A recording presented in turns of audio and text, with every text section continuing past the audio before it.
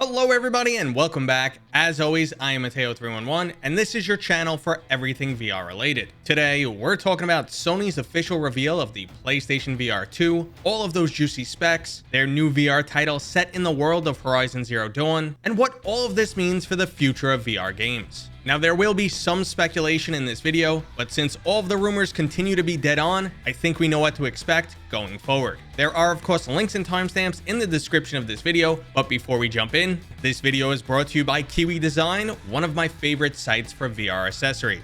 They just released some brand new Quest 2 hand straps that'll give you that Valve Index feel and allow you to completely let go of the controllers. They also have plenty of other accessories like controller weights for those of you who work out in VR, cable management systems, and my favorite accessory, their super durable and extra comfy Quest 2 Elite strap. There are links down in the description, and don't forget to use discount code Mateo311 for 5% off and to help support this channel. Okay, so let's start by breaking down the PlayStation VR 2 reveal from CES 2022. If you were up to date on Sony PlayStation VR news and rumors, the vast majority of this information wasn't actually new, but it was great to get an official confirmation, and rumor confirmation is something we will be discussing later on in this video. But for the uninformed, here are the official stats for the PlayStation VR 2. The headset features a 4K HDR OLED panel running up to 120 Hz. The exact resolution is 2000 by 2040 per eye with a field of view of 110 degrees. If those numbers don't mean anything to you, visually it's an upgrade from the Quest 2 or Index and almost on the same level of the HP Reverb G2. With OLED HDR panels, we should expect much better color representation and deeper blacks than the current generation of headsets. Besides a smaller field of view than the Valve Index, these are some truly impressive specs. The headset also features eye tracking for both in-game immersion and improved performance with foveated rendering. This technology works by tracking where you're looking and lowering the resolution just outside of your field of view. There's built-in haptics in the headset itself, so we could expect to feel headshots in the near future. Controllers are tracked with a 4-camera inside-out system like the Quest 2, so we won't have to deal with poor tracking like the original PlayStation VR, and the new Sense controllers are a huge step forward for PlayStation VR gamers. We'll finally have controllers with a standardized button layout and thumbstick, and they'll also feature capacitive sensors for finger detection and those amazing adaptive triggers found on the PlayStation 5 DualSense controllers. And finally, the headset will plug into your PlayStation 5 via a single USB-C cable, making the setup extremely easy. Now, this is all amazing news, but like I said, if you've been following the rumors, there's really nothing new here. What stood out the most to me during the press conference was the fact that Sony truly gets VR. They spoke about how immersive the technology is and how additional sensory inputs can really add to the experience. Now, normally I would press X to doubt, but if you've seen the DualSense controllers in action on games like Astro's Playroom or Spider-Man Miles Morales, you already get it.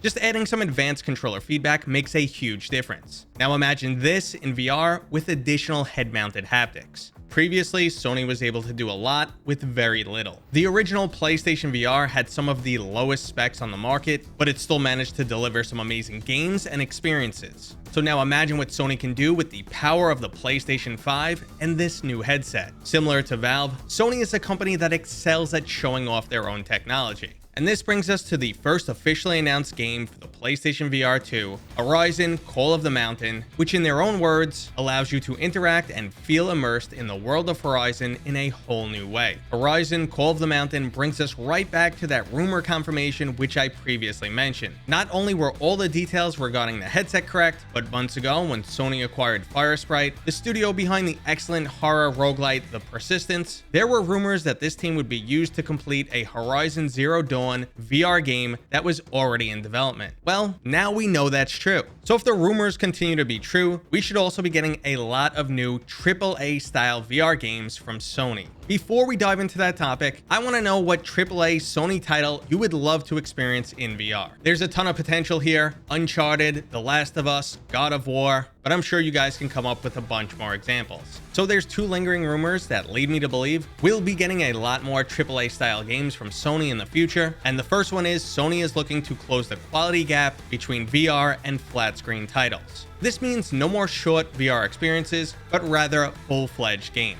Now in truth, I'm still expecting built for VR games to be a bit shorter and less complex than traditional flat screen games, simply due to the added complexity of VR development and the lower potential of profit. But titles closer in scale to Half-Life Alyx can become much more common. The second rumor that also helps make this a possibility is Sony is encouraging all AAA developers to include a VR mode in their game. Now this rumor we absolutely need to discuss more. Now I'm hoping this means new releases would be like Resident Evil 7, playable on both flat and full screen, but I want them to go a step further and make sure to include motion controls. Otherwise, it's more like Vorpex and not a true VR experience. Yes, it is cool to experience a game from a VR perspective, but that's not really what VR is all about. Now, if Sony's able to help standardize development, make it very easy to include a VR mode, we would be absolutely golden here. Developing both flat and VR modes in tandem is a lot cheaper and more efficient. With some type of incentive from Sony, it could become quite common. Now I know what you might be thinking. If a game isn't built from the ground up for VR, it might not be a very good VR game. And for the most part, I agree.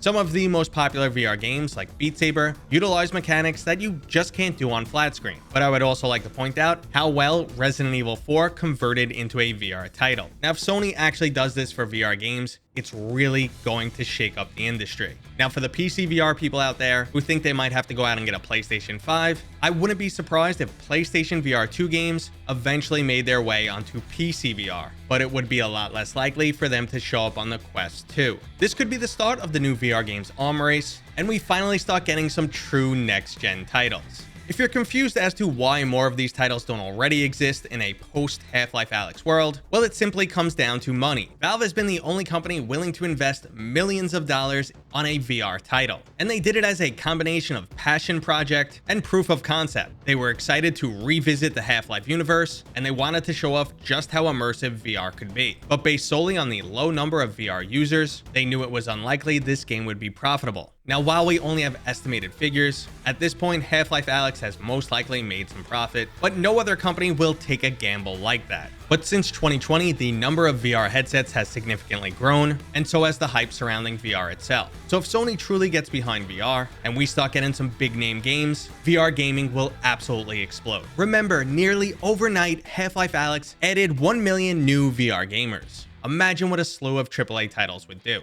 So what do you guys think? Can the Sony PlayStation 2 dethrone the Quest 2? Will we see some more AAA titles on both the PlayStation and PC VR? Or is this just a pipe dream? Let me know down in the comments. Okay, everybody, that was today's video. I hope you enjoyed it. If you did, go ahead and give it a thumbs up. If you're new here, please consider subscribing. And as always, I'll see you guys on next time.